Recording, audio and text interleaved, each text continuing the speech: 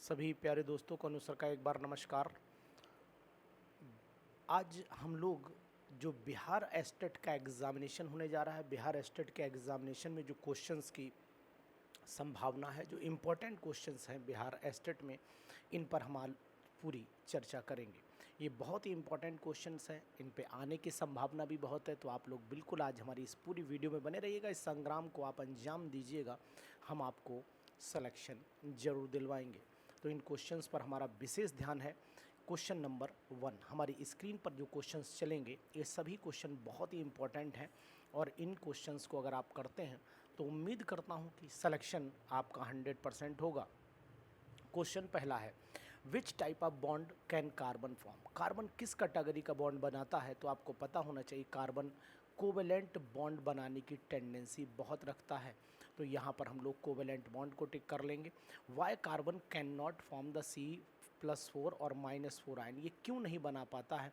तो आपको पता होना चाहिए why carbon can not form C+4 और C-4 आयन। तो एक्चुअली में इसकी आयनेशन एंथैल्पी ज़्यादा चाहिए होती है और इलेक्ट्रॉन गेन एंथैल्पी भी ज़्यादा होती है, इसीलिए ऐसा नहीं होता। तो यानी कि आंसर हमारा बोथ ए और बी होना चाहिए। यहाँ पर ए और बी पर विशेष तौर से हमें ध्यान देना चाहिए कि ए और बी क्या होगा। तो यानी कि रिक्वायर्स हाई आयनाइजेशन एंथैल्पी और साथ ही साथ requires high electron gain enthalpy, ये दोनों आंसर मेरे हिसाब से सही होने चाहिए। बहुत ही इंपॉर्टेंट है वीडियो आज, आपकी ध्यान आपको रखना है बिल्कुल पूरी तरीके से। इन विच स्टेट कार्बन कैन, थोड़ा सा जूम कर लेता हूँ, मेरा अनुमान ये है कि आपको हो सकता है थोड़ा कम दिखाई दे रहा हो, लेकिन मैं जूम करता हूँ, थोड़ा सा जूम कर दूंगा, लेकिन ज़्यादा जूम करने में क्वेश्चन दिक्कत कर जाएगा। हाँ, वही दिक्कत है, क्वेश्चन पूरा रीडिंग में नहीं आएगा। चलिए खैर कोई बात नहीं। फिलहाल क्वेश्चन नंबर 4 पर आ जाते हैं कि 3 पर आ जाते हैं। In which state carbon can show the tetravalency? Carbon किस स्टेट में टेट्रावेलेंसी शो करता है? तो आपको पता होना चाहिए कार्बन एक्साइटेड स्टेट में टेट्रावेलेंसी शो करता है। तो हमारी इस वीडियो को आप लोग जो देख रहे हैं, अगर बिहार एस्टेट में इंटरेस्टेड है, बिहार एस्टेट में एडमिशन अगर आपको लेना है, बिहार एस्टेट के एग्ज़ाम को आपको क्वालिफाई करना है, तो फिर इस वीडियो पर कमेंट जरूर करना चाहिए। इजी क्वेश्चंस, बहुत सिंपल क्वेश्चन, लेकिन आने वाले क्वेश्चंस हैं। How many unpaired electrons are present in ground state? Ground state में कितने अनपेयर्ड इलेक्ट्रॉन्स प्रेजेंट होते हैं, लेकिन बात वो कार्बन की कर रहा है। तो how many unpaired electrons are present in ground state of carbon होना चाहिए। तो कार्बन के ग्राउंड स्टेट में आपको पता होना चाहिए कि यहाँ पर देख लेते हैं ग्राउंड स्टेट में हाउ मेनी अनपेयर्ड इलेक्ट्रॉन। अगर कन्फिग्रेशन लिखते हैं कार्बन का 6 होता है, 1s2 2s2 2p2, यानी कि 2 अनपेयर्ड इलेक्ट्रॉन होने चाहिए। आंसर यहाँ पर बी आएगा, यानी कहने का तात्पर्य 2 अनपेयर्ड इलेक्ट्रॉन ग्राउंड स्टेट में आएंगे। ये भी बहुत ही अच्छा क्वेश्चन है। How many unpaired electrons are present in excited state of carbon? ये कार्बन से जुड़ा हुआ, तो एक्साइटेड स्टेट में तो भाई साहब 4 ही होंगे, क्योंकि 4 अनपेयर्ड इसलिए होंगे कि 2 एक इलेक्ट्रॉन जब यहाँ से जब, भाई सिंपल सी बात ये, पी में 3 इलेक्ट्रॉन्स होते हैं, 2 अनपेयर्ड ये आपको दिखाई दे रहे हैं, एक जंप करके यहाँ आएगा 3 और एक ऑलरेडी इसमें, तो 4 अनपेयर्ड इलेक्ट्रॉन। इसी वजह से tetravalency. Which molecule has the longest carbon chain? इसमें सबसे लंबी कार्बन चेन किसकी होगी? तो नियोहेक्सेन और नियोहेक्सेन तो लंबी नहीं होगी, नियोपेंटेन ना, एन पेंटेन की चेन यहाँ पर सबसे लंबी हो जानी चाहिए। नॉर्मल पेंटेन है, 5 कार्बन आपस में जुड़े होने चाहिए लंबी चेन के, तो वो बात आपको ध्यान रखनी पड़ेगी। बहुत ही इंपॉर्टेंट क्वेश्चंस की सीरीज़ करिए, ज़रूर करिए आप। 6 वाले पे आइए कि which molecule has the longest carbon chain? यहाँ पर कौन सा मॉलिक्यूल लॉन्गेस्ट कार्बन चेन रखता है? तो ज़रूर जानकारी रखिए। आपने बताया है N pentane. Which molecule all the at least होगा यहाँ पर, at least carbon carbon distance, all the least carbon distance, यानी कि जी कौन सा कार्बन है जहाँ पर सबसे कम डिस्टेंस आनी चाहिए। तो जहाँ ट्रिपल बॉन्ड होगा, ट्रिपल बॉन्ड आपका यहाँ दिखाई दे रहा है, तो यहाँ लीस्ट कार्बन डिस्टेंस यही होनी चाहिए, है ना। What is the value of carbon carbon single bond length in ethyne? तो इथाइन में जो बॉन्ड लेंथ होती है वो सबसे कम, और सबसे कम मुझे यही दिखाई दे रही है 120 पिकोमीटर होती है। याद रखिएगा दोस्तों, ये आपको जो क्वेश्चंस मैं करा रहा हूँ ये बहुत ही इंपॉर्टेंट है, बिहार वालों के लिए वरदान साबित होगा ये हमारा video. Pi bonding can occur by overlapping of the side wise overlapping of the P orbital. तो पी ऑर्बिटल की साइड वाइज ओवरलैपिंग से ही पाई बॉन्ड बनता है। तो बी ऑप्शन यहाँ पर एग्जैक्ट जाना चाहिए मेरे हिसाब से। बी बिल्कुल एग्जैक्ट आएगा, आप बिल्कुल बेफिक्र रहिए। लुक एट द पिक्चर, ये क्वेश्चन आ सकता है, बहुत इंपॉर्टेंट है, आ सकता है question. Look at the picture given below and select the right option. आपको राइट ऑप्शन यहाँ पर सेलेक्ट करना है। क्या राइट ऑप्शन हो सकता है? देखिए ये इलेक्ट्रॉन क्लाउड पी ऑर्बिटल का, यानी साइड वाइज ओवरलैपिंग अगर इसके बीच में होती है तो ये इलेक्ट्रॉन क्लाउड हुआ। इंटर न्यूक्लियर एक्सेस यहाँ पर आ रही है। तो पहली बात तो आपको ये जरूर पता लग जानी चाहिए कि यहाँ पर पाई बॉन्ड बन रहा है। तो कहीं दिया है पाई बॉन्ड, यहाँ पर भी दिया है, यहाँ पर भी दिया है। तो सी एंड डी, ये C and D are the two electron cloud of the one electron pi bond, बिल्कुल सही है। It is formed by the side wise. तो मेरे हिसाब से फिर आंसर सी लगा दीजिए आप। मेरे हिसाब से क्या आंसर सी ही लगा दीजिए आप। ये एग्जैक्ट आंसर है और बहुत ही इम्पॉर्टेंट आंसर है, बहुत ही इंपॉर्टेंट, वेरी वेरी इंपॉर्टेंट। तो आप इसे ज़रूर लगाइए। इसके बाद चलिए 11th क्वेश्चन पर। इन C6 H6 एंड C2 सभी में बॉन्ड एंगल बताना है भाई। तो पहले वाले में 109.5 डिग्री का होता है, दूसरे वाले में 120 का होता है ना, 120 का होगा। और बेंजीन है तो SP होगा तो 120, और यहाँ पर भी 120, दोनों 120 120 आने चाहिए क्योंकि ये बेंजीन है। तो बेंजीन में 120 109 नहीं होता, 120 होता है। तो 120 20 दोनों यहाँ पर लगा दीजिए। Which of the following is incorrect for the following structure. यहाँ पर कौन सा इनकरेक्ट है? तो देखिए मुझे जो यहाँ पर दिखाई दे रहा है वो मैं आपको बताने की कोशिश करूँगा। पहले तो मॉलिक्यूल समझ लेता हूँ। यहाँ पर आपको दो पाई बॉन्ड है, ये C है और ये CH है। तो यहाँ पर मेरे हिसाब से प्रोपाइन है। ये इस तरीके का मॉलिक्यूल है, CH3C ट्रिपल बॉन्ड CH, ये प्रोपाइन है। अब प्रोपाइन में पूछ क्या रहा है वो मैं देखना चाहता हूँ। प्रोपाइन में पूछ रहा है कि प्रोपाइन में पूछने का मतलब है carbon having the CH3 in molecule sp3 hybridised, ठीक है, sp3 हाइब्रिडाइज्ड है CH3 वाला, और ऑल आर sp2, ये गलत हो गया यहाँ पर। The 4 carbon H and 2 carbon carbon type bonds are present in molecule, नहीं, ये भी नहीं है। द मॉलिक्यूल बिकम्स करेक्ट कौन सा है? प्लेनर, ट्रायंगुलर है, बिल्कुल सही। 2 sigma bond having sp hybridisation, ठीक है, ये भी सही है। और 2 bonds in which the bond angle is 120, ठीक, यानी कि हमारा ऑप्शन नंबर यहाँ पर सी सही होगा क्योंकि आंसर यही बिल्कुल एग्जैक्ट है। देखिए यहाँ पर आपको बताने की कोशिश करूँगा, आप देख लीजिए। मॉलिक्यूल बिकम्स प्लेनर है, ट्रायंगुलर है, बिल्कुल आपको प्लेनर भी दिखाई दे रहा है, ट्रायंगुलर भी दिखाई दे रहा है। Because of 2 sigma bonds having sp hybridisation, 2 sigma bond इसमें sp हाइब्रिडाइजेशन में चले गए, ठीक है। 2 देखो, एक यहाँ पर चला गया और एक ये वाला कार्बन यहाँ पर चला गया, बिल्कुल एग्जैक्ट सही दिखाई दे रहा है आपको, ठीक है, आंसर बिल्कुल सही है। यहाँ पर बहुत कन्फर्मेशन की ज़रूरत आपको नहीं पड़नी चाहिए। The compound in which the carbon uses only its sp3 hybrid orbital for the bond formation. केवल बॉन्ड फॉर्मेशन में sp3 हाइब्रिड ऑर्बिटल अगर आप देख पा रहे हैं तो मुझे लगता है कि ये जो सी ऑप्शन है, सी ऑप्शन में आप नोट करिए, ये कंडीशन तैयार हो रही है। यहाँ पर कार्बन sp3 हाइब्रिडाइज्ड होगा तो सी पर टिक करिए, यही आंसर आपका सही होगा। दोस्तों ऐसी वीडियोस के लिए आप हमें कमेंट कर सकते हैं, आप हमें जो है वो इनबॉक्स में जा कर के अपना मैसेज डाल सकते हैं कि सर ये चीज़ हमें जानकारी में चाहिए जी। The bond between carbon atom 1 and carbon atom 2, carbon atom 1 और कार्बन एटम 2, तो 1 ये हो गया और 2 ये CN लगा हुआ है, CN यहाँ पर ट्रिपल बॉन्ड होना चाहिए, गलत लग गया है फिलहाल। चलिए मैं इसको सही कर दे रहा हूँ, यहाँ पर ट्रिपल बॉन्ड कर दीजिए, सही आ जाएगा, ठीक है। तो अब यहाँ पर आपका जो आंसर आना चाहिए, आंसर जो है वो क्या आना चाहिए पहले आप समझिए। एक तो यहाँ पर sp हाइब्रिडाइजेशन हो गया 1 2 3, तो 1 जो है वो sp हाइब्रिडाइजेशन हो गया, 2 जो है वो sp2 हाइब्रिडाइजेशन। तो मेरे हिसाब से 14 का आंसर जो है वो C होना चाहिए। नंबरिंग क्योंकि इसी साइड से होगी 1 2 3, यही होगा ना, बिल्कुल आप भी इस बात से सहमत होंगे। Number of the electrons in cyclobutadienyl anion, cyclobutadienyl, cyclobutadienyl, यही है ना साइक्लोब्यूटाडाइइनाइल।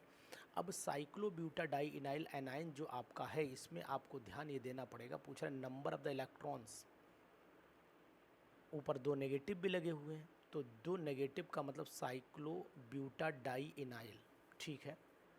तो अब साइक्लोब्यूटा तो यही हो गया, डाइनाइल 2 नेगेटिव हो गए, इसके ऊपर मैं 2 नेगेटिव लगा देता हूँ।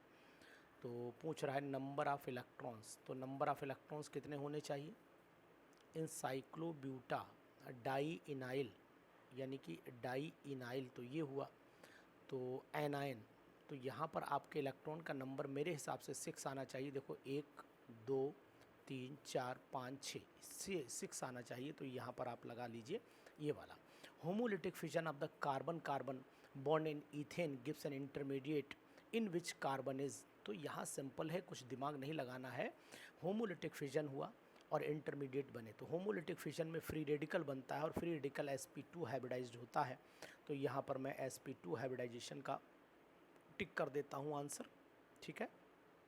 चलिए इसके बाद स्ट्रेट चेन हाइड्रोकार्बन की दे रखी है, C8H10 की दी है। The hybridisation of the carbon atom की हाइब्रिडाइजेशन निकालनी है, तो नंबरिंग तो फिलहाल इधर से ही होनी है। अब कह रहा है कि atoms from one and two the chain other respectively, तो मेरे हिसाब से यहाँ से चलोगे हाइब्रिडाइजेशन, तो नंबरिंग यहीं से होगी, लेकिन पहला sp3 ये हो गया, sp3, उसके बाद sp2 ना, गलत हो गया, sp3 sp2 ये हो गया, ठीक है, फिर आपका sp2 ये हो गया, ठीक है, फिर आपका sp2 2, फिर sp3 हो गया, ठीक है, फिर आपका sp2 नहीं, फिर sp आ गया, तो ये वाला sp2 आएगा, लास्ट में sp, यानी कि मेरे हिसाब से आंसर नंबर इसमें 17 वाले में जो है वो डी जाना चाहिए, डी, और ये ई आंसर होगा, तो ई हटा दो, फिलहाल 17 वाले का आप डी टिक कर लीजिए। ये बहुत ही अच्छा क्वेश्चन है, और ऐसा क्वेश्चन क्या होता है, लेंदी है, टाइम कंज्यूम करता है और टाइम कंज्यूम करने के बाद ऐसे क्वेश्चन में एक दिक्कत और आती, गलती होने के चांस बढ़ जाते हैं। जैसे शुरुआत में किसी ने देखा, बोले हम तो यहीं तक देखा और इसके बाद हमने ध्यान नहीं दिया, तो आप पूरा मॉलिक्यूल गिनेंगे, पूरा देखेंगे, तब आपको समझ में आएगा कि आखिरकार बात क्या है।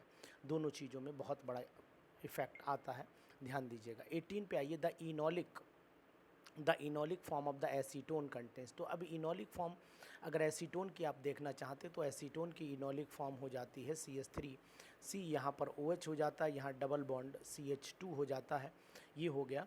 तो इसमें आपके 3 और एक 4 सिग्मा बॉन्ड ये हो गए, 5वां ये हो गया, 6ठा ये हो गया, 7वां ये हो गया, 7 2 9 सिग्मा बॉन्ड हो जाएंगे इसमें, और 9 सिग्मा बॉन्ड के बाद में इसमें 1 पाई हो जाएगा और 2 लोन पेयर ऑक्सीजन पर बचेंगे, ठीक है। तो यानी कि हमारा जो जवाब आना चाहिए ये आना चाहिए, 9 sigma bond, 1 pi bond and 2 lone pair होने चाहिए, ठीक है।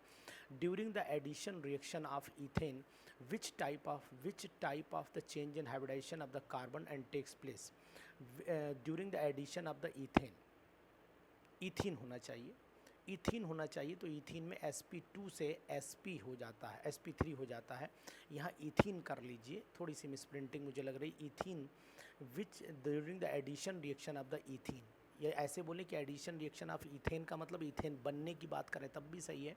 हाइब्रिडाइजेशन फिलहाल sp2 से sp3 ही चेंज होगी, क्योंकि अगर हम CH2 डबल बॉन्ड CH2 को लेते हैं तो ये इथेन में अगर चेंज होगा तो ये एडिशन रिएक्शन से ही बना होगा, और संभावना इसकी यही है। when the hybridization state of the carbon changes from sp3 to sp2 and finally sp, ठीक है। तो इसका मतलब है कि द बॉन्ड एंगल क्या होगा, इंक्रीज़ करता चला जाएगा, तो बॉन्ड एंगल हमारा इंक्रीज़ करना चाहिए, तो bond angle increase and decrease नहीं, इंक्रीज़ प्रोग्रेसिवली, यही आंसर आना चाहिए। बहुत ही अच्छे क्वेश्चन है, और आप प्लीज़, आपसे मेरा ये अनुरोध है कि इनबॉक्स में जा कर के कमेंट हमें एक बार और ज़रूर करिए, जिससे कि हम अगले आने वाले क्वेश्चंस के लिए भी अपनी इस स्ट्रेटजी को प्लान कर पाएँ, ठीक है। आ जाइए, इसमें हमें मैच करना है, बहुत ही अच्छा क्वेश्चन है, इंपॉर्टेंट क्वेश्चन है, मैच कर लेते हैं। देखिए ये मैच द कॉलम में ये कंपाउंड दिया हुआ है, इस कंपाउंड में यहाँ पर कौन सा बॉन्ड आएगा, तो यहाँ पर तो ट्रिपल बॉन्ड आना चाहिए, और जब यहाँ पर ट्रिपल बॉन्ड आएगा तो इसका मतलब कार्बन नंबर 1 नंबरिंग हम यहीं से करेंगे ना, 1 2 3 4 5 6 7, ठीक है। तो नंबरिंग जब यहाँ से करना है तो फर्स्ट कार्बन जो है वो आपका sp3 हाइब्रिडाइज्ड है, तो फर्स्ट का R यानी A का R होना चाहिए, A का R, तो A का R 2 जगह दे रखा है। चलिए इसके बाद बढ़ लेते हैं, सेकंड वाले कार्बन पे आ जाइए। सेकंड वाला कार्बन में आना चाहिए आपका यहाँ पर 3 यानी sp हाइब्रिडाइजेशन आना चाहिए, सेकंड वाले में sp आना चाहिए, तो यानी कि सेकंड वाले का p होना चाहिए। तो अब R P 2 फिर मैच कर गए, यानी यहाँ पर भी मैच करें, A और C में से आंसर आएगा कोई सा। और आ जाइए A 1 2 3 4 5वां कार्बन sp2 हाइब्रिडाइज्ड है, तो sp2 यानी Q आ गया, तो यहाँ पर 5वें वाले में Q आ गया, तो यहाँ पर भी A और C में अब बदल गया, ये आ गया आपका C। तो इसका मतलब अब कन्फर्मेशन हो गया कि आंसर इसका यही आएगा, ये वाला आएगा। आप चेक कर लीजिएगा, आप लोग भी आंसर का जो है जवाब, पूरा क्वेश्चन का जवाब चेक करिएगा, आपको ज़रूर समझ में आएगा कि आखिरकार क्वेश्चन इम्पोर्टेंट है कि नहीं। लेंदी क्वेश्चन है, बढ़िया क्वेश्चन, एकदम मज़ेदार है, आपको करना चाहिए, मेरे हिसाब से आपको ज़रूर करना चाहिए। फिर आ जाइए 22वें क्वेश्चन पर। What is the responsible for the chemical reaction. Chemical reaction के लिए क्या चीज़ रिस्पॉन्सिबल होती है, तो आपको बताने की कोशिश करूँगा कि केमिकल रिएक्शन के लिए जो रिस्पॉन्सिबल होता है वो electron, atom, reactive functional group. तो मेरे हिसाब से यहाँ पर इलेक्ट्रॉन्स ही किसी केमिकल, क्योंकि ये केमिकल रिएक्शन होती ही इसी वजह से है। What is the general formula of homologous series. तो होमोलॉगस सीरीज़ तो एल्केन भी है, एल्कीन भी है, एल्काइन भी है। तो यहाँ पर जो जवाब आना चाहिए वो आपको एल्केन की बात कर रहा है, तो यहाँ which is the general homologous series alkane. तो एल्केन CnH2n+2 होता है, तो यहाँ पर हम इस सीरीज़ को मानेंगे। ठीक है। In the homologous series what is the difference in AMU। AMU में क्या डिफरेंस आता है, तो AMU में आपका जो डिफरेंस आता है वो 14 यूनिट का डिफरेंस आ जाता है। 14 का क्यों आएगा, क्योंकि आप जानते हैं कि आप सिंपल सी बात है, in homologous series what is the difference in AMU, atomic mass unit. जैसे अगर मान लीजिए मैंने होमोलॉगस सीरीज़ कोई भी कंसीडर की है, देखो H इन्होंने इसलिए लगा दिया, देखो CnH2n+2 अगर मैंने लिया है, CnH2n+2 और हाइड्रोजन यहाँ पर दिखाया, तो अगर यहाँ पर मैं मान लेता हूँ कि एक कार्बन है तो C हो गया, H यहाँ पर ये 4 हो गया, तो ये कंडीशन आ गई, और यहाँ पर एक मैंने H बना दिया। तो अब आपको ध्यान देना पड़ेगा कि अगर मैं यहाँ पर आगे कंटिन्यूटी बनाए रखता हूँ, H सभी में कॉमन चल रहा है, H सभी में कॉमन चल रहा है, इस H को अगर आप थोड़ी देर के लिए नेगलेक्ट कर दिए तो होमोलॉगस सीरीज़ ये बनी। और इस सीरीज़ में अगर अगली यूनिट बनाएंगे तो आप देखो कार्बन कितने हो गए, 6 हो गए, और यहाँ पर 4, 6 4 10 हो गया, 6 और 4 10 हो गया। तो 10 यानी कि होमोलॉगस सीरीज़ में एक यहाँ पर एटॉमिक, यानी कि इसका एटॉमिक नंबर 6 होता है, इसका 4 होता है, तो आप 6 4 10 मान लीजिए। लेकिन इस बात का ध्यान दीजिएगा कि जब हम लोग एटॉमिक मास यूनिट में आगे कंटिन्यूटी करते हैं तो फिर ये 4 यूनिट और बढ़ जाएगा। 4 यूनिट जब बढ़ेगा तो 100% ये हाइड्रोजन है, यानी कि हाइड्रोजन 1 2 3 4 यूनिट बढ़ाएगा, तो सिंपल सी बात, हमारा 24 का आंसर B ही आना चाहिए। As the number of the carbon atom in homologous series increases, then which of the following। homologous series में अगर कार्बन का नंबर बढ़ाया जाए तो बॉइलिंग और मेल्टिंग पॉइंट बढ़ जाते हैं, किसी भी homologous series में ये कंडीशन हो जाती है। which of the following exist in the gas and liquid state। यहाँ पर कौन गैस और लिक्विड स्टेट दोनों में एग्जिस्ट करता है, तो आपको पता होना चाहिए कि N ब्यूटेन, नॉर्मल ब्यूटेन, जो LPG आपने देखा होगा, लिक्विफाइड पेट्रोलियम गैस, ये लिक्विफाइड पेट्रोलियम गैस दोनों में ही एग्जिस्ट करती है, इस बात का ध्यान दीजिए, दोनों में एग्जिस्ट करती है जी। Which of the following exist in the, यहाँ पर among the following which is not an example of the homologous series. इसमें होमोलॉगस सीरीज़ का एग्जाम्पल कौन सा नहीं है, तो आप देख रहे हैं कि ये एस्टर है, ये एस्टर है, ये एसिड है, तो ये होमोलॉगस सीरीज़ का एग्जाम्पल नहीं है, ये अलग हो गया। ये एल्डिहाइड एल्डी, ये होमोलॉगस सीरीज़ है, ये alkene alkene L homologous series है। तो इसका मतलब D, 27 का D ऑप्शन सही कर लीजिए, है ना। बढ़िया क्वेश्चन, आपके आने वाले क्वेश्चंस हैं। इस होमोलॉगस सीरीज़ में मॉलिकुलर फार्मूला सेम रहता है, जन स्ट्रक्चरल नहीं, मॉलिकुलर फार्मूला तो सेम नहीं रहेगा, बदल जाता है। होमोलॉगस सीरीज़ में physical chemical general formula same रहेगा। Very good, nice. तो यहाँ पर जनरल फार्मूला सेम रहता है, जैसे अगर मान लो एल्केन होमोलॉगस सीरीज तो CnH2n+2 हो जाएगा, एल्कीन है तो CnH2n हो जाएगा, एल्काइन है CnH2n-2 हो जाएगा, simple. Which of the following is the first member of ester homologous series, तो इथाइल मिथाइल मिथेनोएट होना चाहिए, तो हमारा C ऑप्शन 29 का C ऑप्शन सही जाना चाहिए। मिथाइल मिथेनोएट ही पहला मेंबर हो सकता है, मिनिमम मेंबर एस्टर का यही पॉसिबल है, दूसरा नहीं है, तो इस पर भी ध्यान दीजिएगा। विच of the following is the tried of the homologous series. बहुत सिंपल, बहुत अच्छा क्वेश्चन कि ट्राइड कौन सा है। ट्राइड का मतलब 3 ग्रुप, देखो यहाँ पर एल्कोहल हो गया, ये प्राइमरी, ये एक होमोलॉगस सीरीज़ में नहीं गए, ये है तो एल्कोहल लेकिन 2 डिग्री 3 डिग्री में चले गए। ये आपका एल्कीन है, ये भी एल्कीन है, ये भी एल्कीन, ये सभी एल्कीन कैटेगरी में आ गए। ये एमीन है लेकिन 1 2 3 डिग्री है, तो होमोलॉगस सीरीज़ का मतलब एक जैसी कैटेगरी में आए, तो यहाँ पर मेरे हिसाब से फिर D ऑप्शन हो जाना चाहिए। What is not true about the homologous series. यहाँ होमोलॉगस सीरीज़ कि what is not true about homologous series, what is not true. अब इसमें क्या नहीं true, all the members have the similar chemical properties, तो ये तो ट्रू है। They have identical physical properties, लगभग ये भी ट्रू है, मतलब ये भी आंसर यहाँ पर सटीक जा रहा है। गलत कौन सा है इसमें, दे कैन रिप्रेजेंट, सही है। Adjacent member differ in molecular mass by 1 unit, ये गलत है। मास एडजेसेंट नहीं 14 यूनिट से डिफर कर जाएगी, क्योंकि हम दोनों कार्बन में यानी CnH2n+ लेंगे तो नेक्स्ट कार्बन जब लगाएंगे तो 14 यूनिट का कार्बन बदल जाएगा। The total possible number of the chain isomer molecular formula C, chain isomer की बात कर रहा है, तो 5 में 3 ही बनते हैं, आपको पता होना चाहिए। तो 32 वाले का जो जवाब है वो A आना चाहिए। 5 वाले के 3 ही बनते हैं और ब्यूटेन के 2 बनते हैं, ठीक है। 2 क्लोरोब्यूटेन एंड 3 क्लोरोब्यूटेन जो हैं वो पोजीशन आइसोमेरिज्म के अंतर्गत आते हैं, तो यहाँ पर पोजीशन वाला आंसर आप लगा दीजिए। Which of the following pairs are called position isomers, इसमें कौन से पेयर पोजीशन आइसोमर में है, तो पोजीशन यहाँ पर वही है, यहाँ पर भी सेम है, बदली यहाँ, ठीक है, यहाँ पर भी बदली। ऑल लग रहा है मुझे तो 34 वाले का मुझे तो डी लग रहा है, लेकिन देख लेता हूँ। ये पोजीशन तो ये तो गड़बड़ा गया, बी तो है नहीं। सी देखता हूँ, सी में भी पोजीशन है। Which of the following pairs are the called the position, तो यहाँ पोजीशन बदली है, यहाँ पोजीशन देखता हूँ,